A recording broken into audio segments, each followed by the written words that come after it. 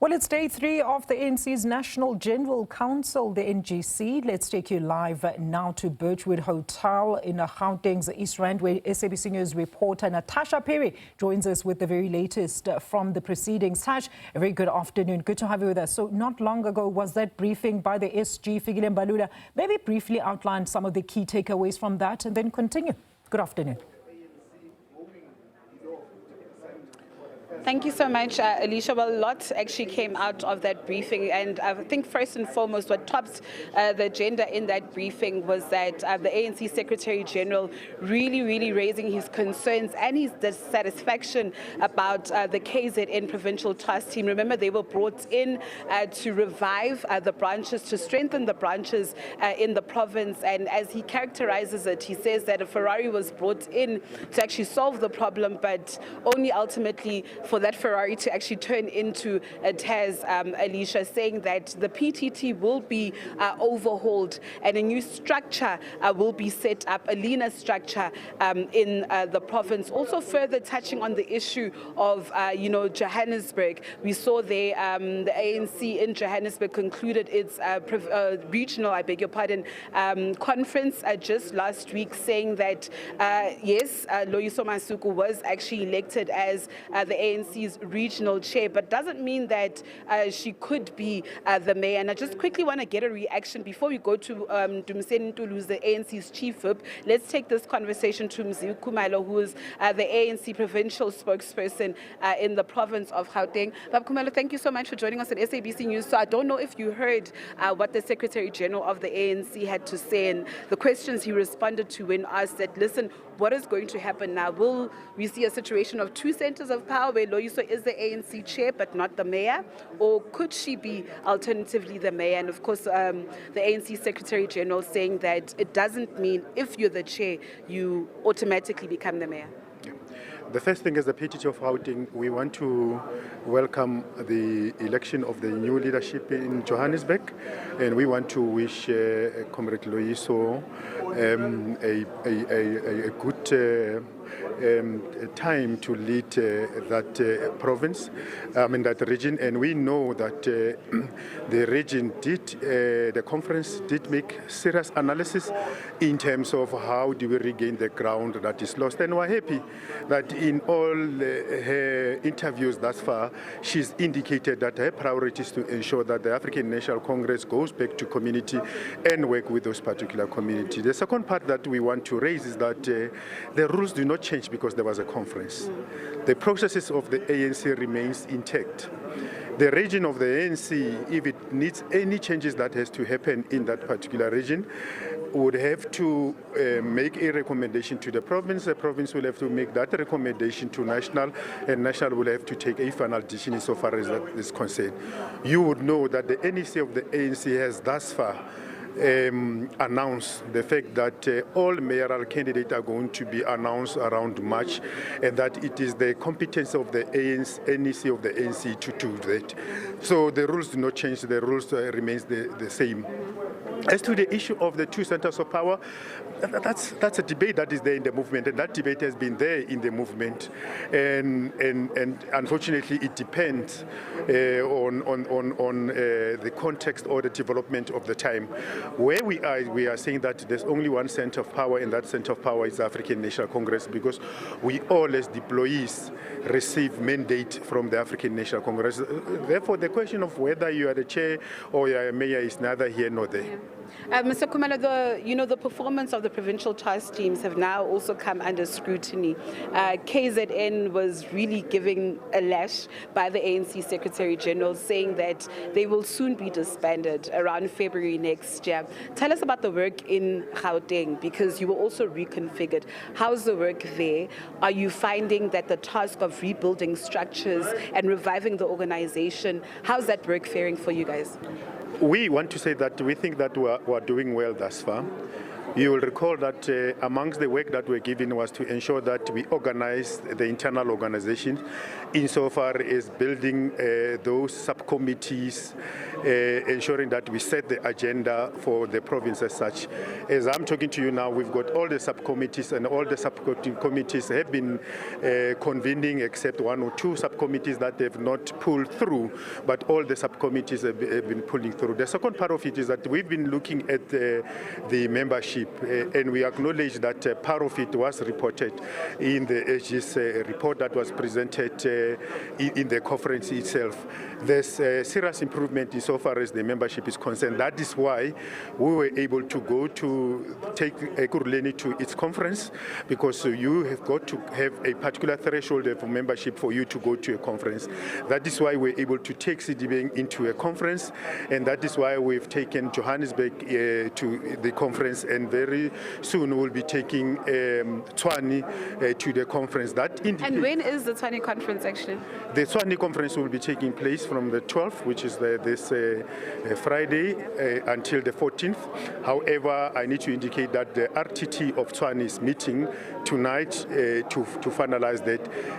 As the province, we had issued out a letter that says you either go on the 5th of December or between the period of the 5th to the 14th of December. So we are working on that. As I indicate, there will be that meeting as it is. The second, so membership and rebuilding the organization internally, and all of those conferences. Once you've got all of those conferences, then you consolidate the program of action towards the elections themselves. Okay. Mr. Khumalo, thank you so much for your time, and we will definitely ask you for those dates after the RTT's meeting tonight. Of course, that was Mzi Khumalo, who is the spokesperson of the ANC in the province. Let's just bring in the ANC Chief Whip in Parliament, Mr. Dumiseni Ntuli. Thank you so much for joining us on SABC News. I just want to, zoom in on the role of the ANC caucus in Parliament. You go through your discussion documents, say here, and it says that to navigate this complex terrain, the ANC must reposition its parliamentary caucus as both a vigilant oversight force and a disciplined political engine of transformation. I think in the Zondo Commission, there was a scathing report about the work of parliamentarians and their work of oversight. You look at that report from then and look at the work of the ANC caucus in Parliament. Are you effective, especially when it comes to your work in oversight? Well, thanks, Natasha. I mean, you will know that we are just about a year and a half in office. But it's my considered view as the Chief Whip of the ANC that to the extent that it has been possible, we have succeeded to effectively discharge our responsibilities as the caucus of the African National Congress in terms of ensuring that our ministers are not only accounting and seen to be accountable to the National Assembly, but equally to improve our own capacity as the ANC caucus to generate ideas around what needs to be done to accelerate the project of transformation in our country. So it's my own view that we are steadily going to a right direction, but of course it's still very early to make a conclusive comment and say we are now excelling, but I'm quite confident that we're on the right direction. I just also want to bring you to other issues. You sit in the ad hoc committee that's investigating the claims by Lieutenant General Ntanta Mkhwana, the Provincial Police Commissioner. In terms of the work of the commission, just talk us through that, but also, I mean, as an ANC Chief Whip, are you also not worried about ANC members that have been fingered or that have been named in both the Madlanga Commission and the ad hoc committee? And what does this say for brand ANC and the image of the ANC, most particularly because your discussion documents also talk about that very issue? Natasha, I have all the reasons to be concerned. You may very well be aware that in our interaction as the ANC study group, when these members appear before the ad hoc committee, one of the questions that we never avoid raising is their own understanding of the impact that these allegations and the activities that they are engaged on or alleged to have engaged on will have on the standing and the reputation of our movement. Because what has kept the ANC for more than 100 years and what has endeared it to the minds, the hearts and the minds of our people is essentially because of its upstanding, the quality of its members, its ability to be truthful, to be honest, to concede where mistakes have been committed, and to demonstrate a commitment to rectify those mistakes. I think what is happening in the ad hoc committee and the Madlanga Commission of Inquiry leaves a lot to be desired. It's very worrying, not just to individual members of the ANC who may be implicated in one way or the other, but the movement that has been running the democratic state for the past 30 years.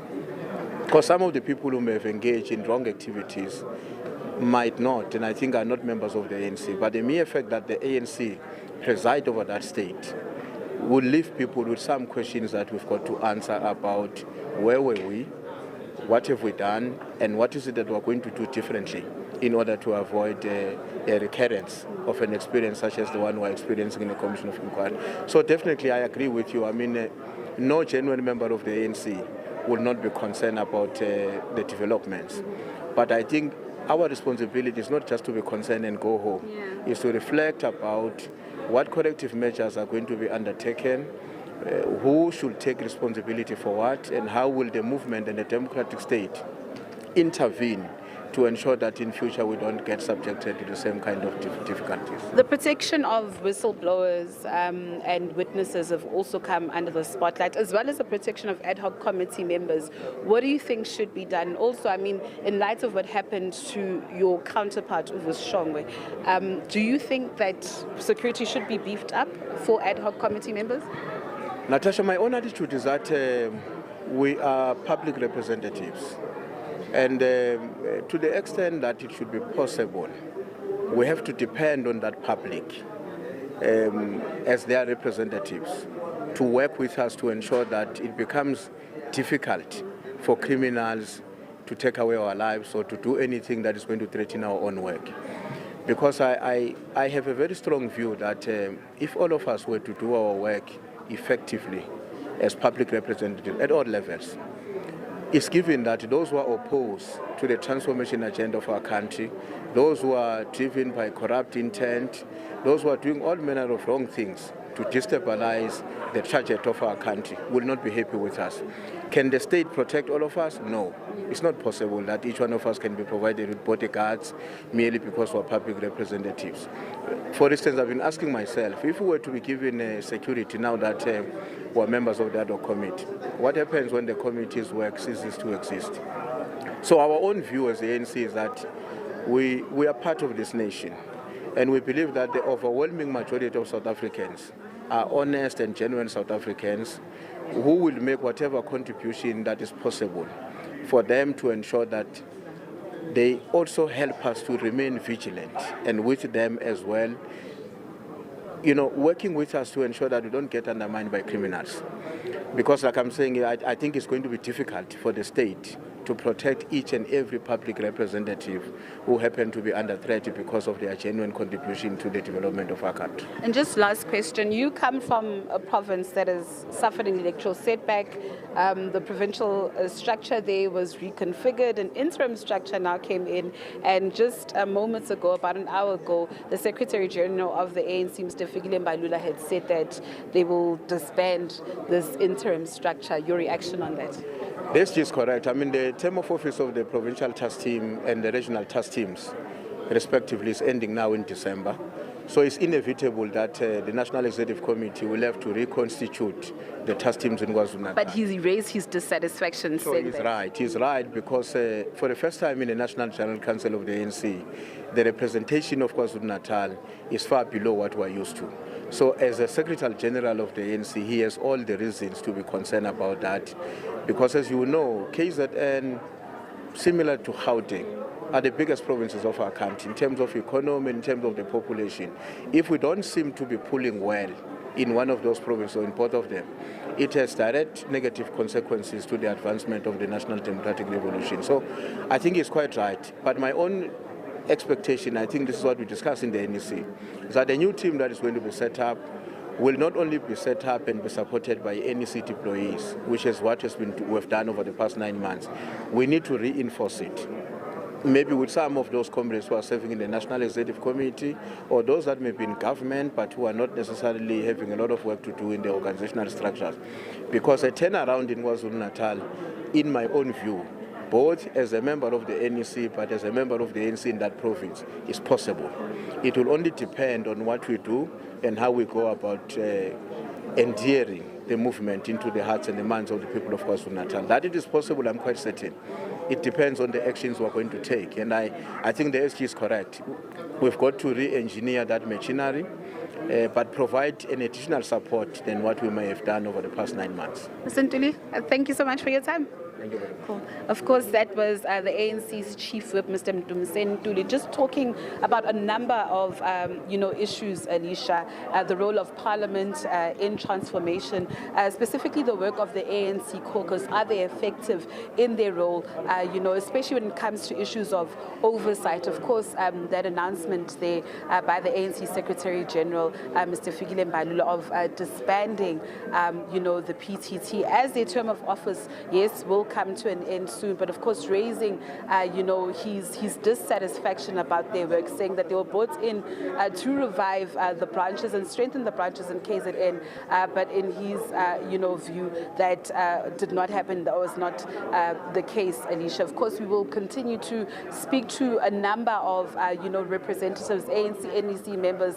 some who also serve as chairpersons or representatives of the ANC caucus in Parliament. But that said, it's back to you in studio. Thank you so much to SABC News senior reporter Natasha Phiri, live to us from the ANC NGC in Birchwood in Boksburg.